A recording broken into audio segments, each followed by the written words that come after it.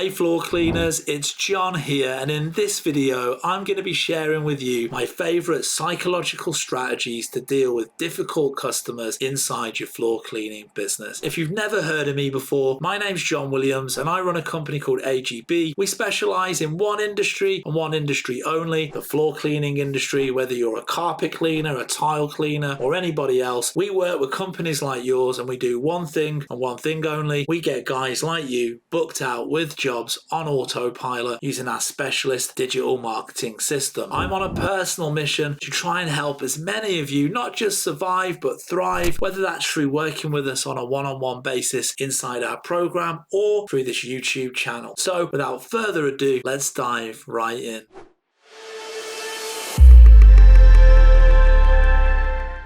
Proven psychological strategies to deal with difficult customers. We all know happy, satisfied customers are the lifeblood of any business, and they create the path to growth and sustainability. Without a strong positive reputation based on customer satisfaction and repeat business, little else we do will make a similar impact in growth and profit on your carpet cleaning business. But there will always be a percentage of unhappy customers. It doesn't matter what you do, it doesn't matter how good you are, you'll never keep everybody happy in your carpet cleaning business. Unhappy customers can be broken into two groups: those who are upset and those who are difficult. When a reasonable person gets upset, she may have a momentary lapse of reasonableness, but he or she is basically still rational. Difficult people, on the other hand, have a psychological need to get attention by being disruptive and negative. They are chronically hard to communicate with and typically never, ever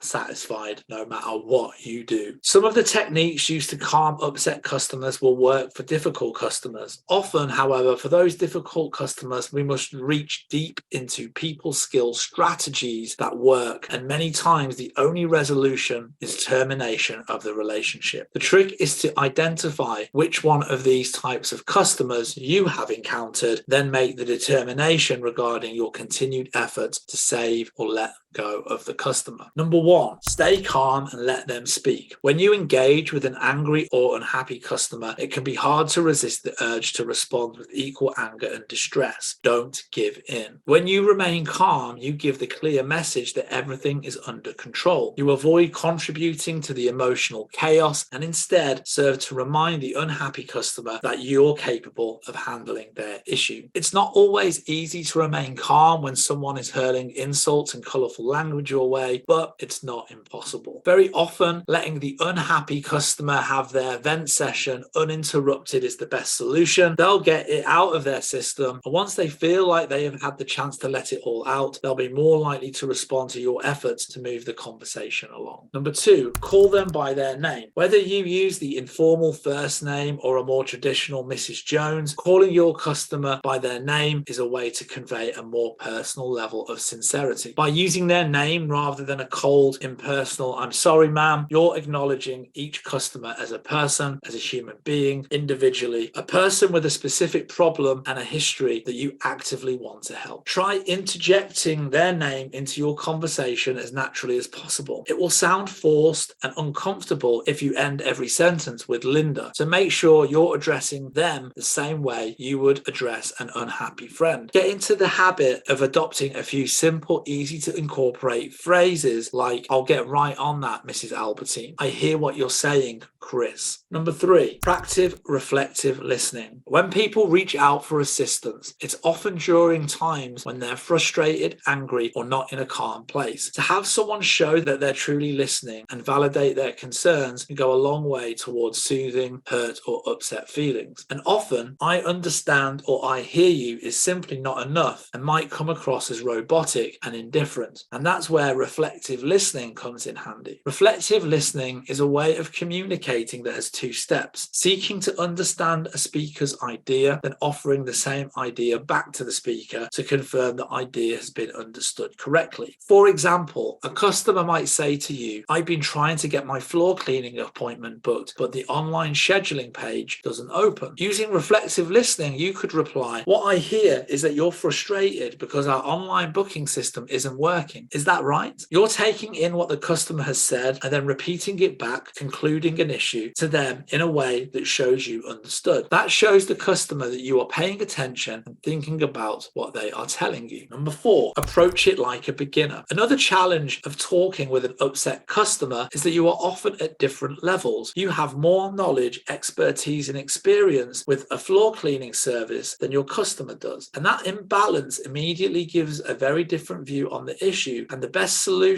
in comparison to upset the client's one. Let go of being an expert. Approach what the customer is telling you as though it's the first time you've heard it. This allows you to open yourself to different possible solutions and strategies that you might otherwise have missed. This approach not only makes you a better listener, but it helps you to open up to new ways of fixing a problem and how to express to that customer in a clear and concise language. Number 5, avoid using defensive language. Using words that create a defensive reaction will escalate the negative situation. Examples of fight starter words are "I can't do that," or "you have to," "if you don't," "we don't," and "we can't." These very categorical answers are sure to make your unhappy client even unhappier. Of course, there are things and requests that you genuinely can't offer, but you can always bring the customer to the conclusion that it's not possible without sounding rude or offensive. For example, turn "we can't do it" into "we can do this job for you, but it will cost extra," or "we're working on improving this part of our services," or "we might be offering this floor cleaning service soon. 6, break it down. Sometimes a customer comes with a problem or issue that's multifaceted and challenging. It's difficult to figure out why something isn't working by focusing on the result. What you need to do is start with the most pressing thing that's blocking or preventing progress and figure out a way to clear it. While working through an issue with the unhappy client, always check with him or her if you have the same understanding of each part of the issue. Don't forget to offer solutions to each block of the problem. Sometimes something small and seemingly unimportant as changing a method of booking appointments for the unhappy client, online booking for booking via phone, or trying a different floor cleaning offer can be the key to the solution of the whole entire problem. Number 7, offer solutions. Once you've got to the bottom of the problem and issues with the unhappy customer, it's time to offer a solution. And solutions differ depending on the issue. Sometimes it's very straightforward. Sometimes you need to talk to the member of staff involved in the issue or offer a refund. Anyway, you should always aim to give the unhappy customer some comfort that the solution is found or will be found very soon, and that they were heard and their feedback was taken on board. And as the business owner, you will do anything to keep them happy. However, you should go for this approach only if the customer is worth keeping. Unfortunately, there are customers that are better gone than kept. They treat your staff disrespectfully, threaten to leave bad reviews, and are difficult to keep satisfied. In this case, it makes sense to let them go, but again, aim to make it as friendly and professional as possible. Conclusion: dealing with difficult customers can be challenging, but if you handle the solution well, you may even be able to improve your relationship, improve your service, and create further opportunities. Make sure that you listen actively to their problems or complaints and resist the urge to interrupt and solve the problem right away. Be empathetic and understanding, and make sure your body language communicates this. If you're not sure how to fix the situation, then ask your client what will make them happy. If it's in your power, then get it done as soon as possible. And lastly, always follow up with your customer to make sure they were happy with how the situation was resolved. So I really hope that you enjoyed this video. If you did, don't forget to hit the like and the subscribe button so that you get notified when the next video comes out. And if you'd like to find out a little bit more about working with us on a one-on-one basis inside our specialist digital marketing program, head down to the description below where you'll find all the necessary links and all the necessary information to book a call. See you on the next video. Cheers.